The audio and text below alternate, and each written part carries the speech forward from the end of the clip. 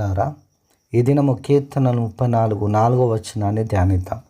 నేను యెహోవా యొద్ద విచారణ చేయగా ఆయన నాకు ఉత్తరం ఇచ్చెను.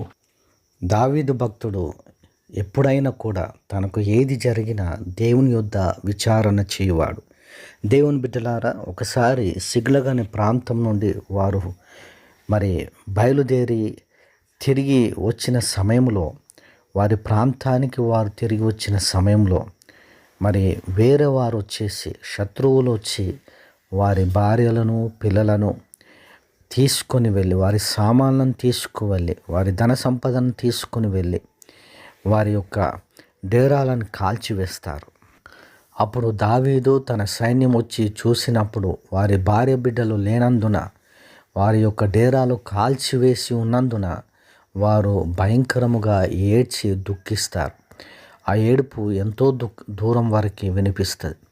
ఆ తర్వాత సైన్యమంతా కూడా దావీదుకు విరోధముగా, దీనికి అంతటికి కారణం వీడే, వీని చంపుదామని, రాళ్ళు తీసుకొని చంపుదామని అనుకున్నప్పుడు బైబిల్ ఏమంటుందంటే, దావీదు దేవుని బట్టి ధైర్యం తెచ్చుకొనెను.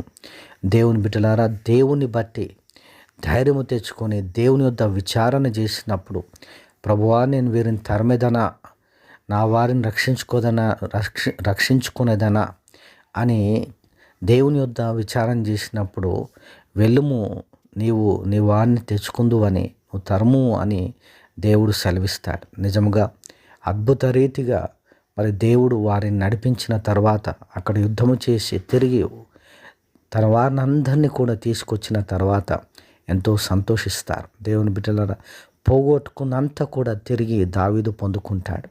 కాబట్టి దేవుని యొద్ద విచారణ చేసిన ఎడల మనము ఏది పోగొట్టుకున్నా, ఏది కూడా మన సమస్య ఏదైనా కూడా దేవుడు దానిని సాయం చేసి దానిని దేవుని బిడ్డలారా నెరవేరుస్తాడు.